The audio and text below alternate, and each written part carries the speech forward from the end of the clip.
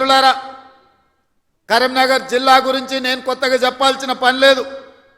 ఆనాడు ఈ దేశానికి దశ దిశ నిర్దేశం సూచించిన పివి నరసింహారావు గారు మంతని శాసనసభ నియోజకవర్గం నుంచి గ్రామ స్థాయి నుంచి ఢిల్లీ వరకు నాయకత్వాన్ని అందించి పరిపాలన అంటే ఇట్లా ఉండాలి, తెలంగాణ బిడ్డ పరిపాలన చేస్తే ప్రపంచమే ఆశ్చర్యపోయే విధంగా అబ్బురపడే విధంగా దేశాన్ని అభివృద్ధి పదం వైపు నడిపిస్తాడని చెప్పిన పివి నరసింహారావు మీ బిడ్డ, కరీంనగర్ బిడ్డ అని చెప్పి ఈ సందర్భంగా మనం గుర్తు చేసుకోవాలి.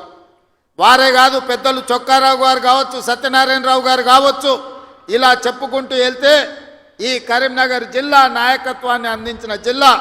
ఈ కరీంనగర్ జిల్లా రైతాంగానికి సమస్యలు వచ్చినా, నిరుద్యోగ యువతకు బాధ కలిగినా ఈ కరీంనగర్ జిల్లా నుంచే ఉద్యమాలు మొదలైనవి. ఈ కరీంనగర్ జిల్లా ఉద్యమాలకు ఎప్పుడు నాయకత్వం వహించింది. సిరిసిల్ల జగిత్యాల రైతాంగ పోరాటాలు ఈ రాష్ట్రం, ఈ ప్రజలు ఎప్పుడు మర్చిపోలే. రైతుల సమస్య వచ్చినప్పుడు ఈ ప్రాంతంలో రైతాంగ పోరాటాలను మనం కళ్ళతో చూసినాం.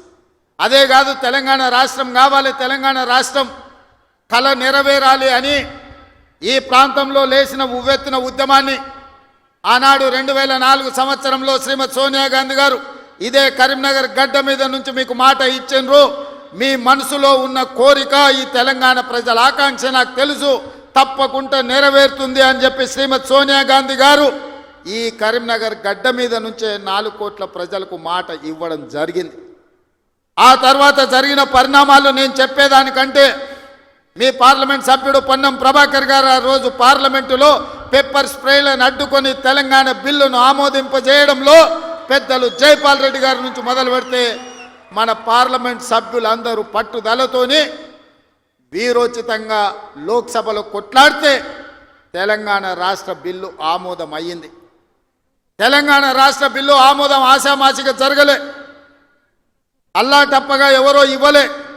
శ్రీమతి సోనియా గాంధీ గారు ఆంధ్రప్రదేశ్లో 155 అసెంబ్లీలు, 25 పార్లమెంట్లు ఉన్న పార్టీ శాశ్వతంగా నష్టపోయినా, కేంద్రంలో అధికారం కోల్పోతుందని తెలిసిన 4 కోట్ల తెలంగాణ ప్రజల కోరిక నెరవేరాలి, కరీంనగర్ గడ్డ మీద నుంచి ప్రజలకు ఇచ్చిన మాట నెరవేర్చాలి అని వారు ఇచ్చిన మాటకు కట్టుబడి ఇవాళ తెలంగాణ రాష్ట్రం ఇచ్చింది. కాబట్టి మనందరం గర్వంగా తలెత్తుకొని నాది తెలంగాణ రాష్ట్రం, ఈ తెలంగాణ రాష్ట్రంలో ఇందిరమ్మ రాజ్యం, ప్రజా ప్రభుత్వం ఉన్నదని ఇవాళ మనం గొప్పగా గర్వంగా చెప్పుకునే పరిస్థితులు ఈరోజు మనకు వచ్చినాయంటే శ్రీమతి సోనియా గాంధీ గారు కరీంనగర్ గడ్డ మీద నుంచి ఇచ్చిన మాట అన్న సంగతి నేను మీకు గుర్తు చెయ్యదలుచుకున్నా. అందుకే మిత్రులారా, కాంగ్రెస్ పార్టీ ఏదైనా మాట ఇస్తే ఆ మాట కోసం ఎంత దూరమైనా పోతుంది, ఆ ప్రజల ఆకాంక్ష నెరవేర్చడానికి ఎంత త్యాగానికైనా సిద్ధమవుతుందన్న సంగతి 2004లో సోనియమ్మ ఇచ్చిన మాటను చూసిన ఎవరికైనా అర్థమవుతుంది. ఈ ప్రాంతం నుంచి ఒక్కసారి ఎంపీగా మీరు పొన్నం ప్రభాకర్ను గెలిపిస్తే తెలంగాణ రాష్ట్రాన్ని సాధించండి.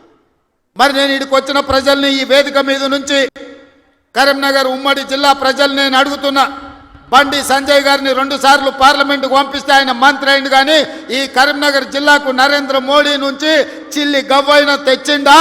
ఈ కరీంనగర్ అభివృద్ధి కోసం వారు ఎప్పుడైనా పార్లమెంట్లో మాట్లాడిండా? మీరు ఆలోచన చెయ్యండి. అంతకంటే ముందు 3 సార్లు టీఆర్ఎస్ వాళ్ళని గెలిపించిండ్రు, వాళ్ళు గుండు సున్ననే ఈ కరీంనగర్ జిల్లాకి ఇచ్చింది.